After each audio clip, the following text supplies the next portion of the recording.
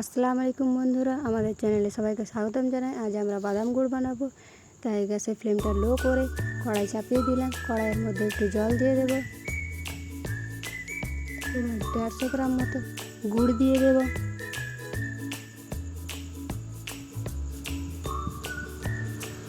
আমাদের ভিডিওগুলি ভালো লাগলে কিন্তু লাইক কমেন্ট শেয়ার করে পাশে থাকবেন। গুড় দেওয়া হয়ে গেছে, এবার জাল করে নেব। ঠিক এরকম যখন রং চলে আসবে, হাতে নেড়ে দেখবেন, তখন 100 গ্রাম মতো বাদাম দিয়ে দেব। একটু নেড়ে নেব।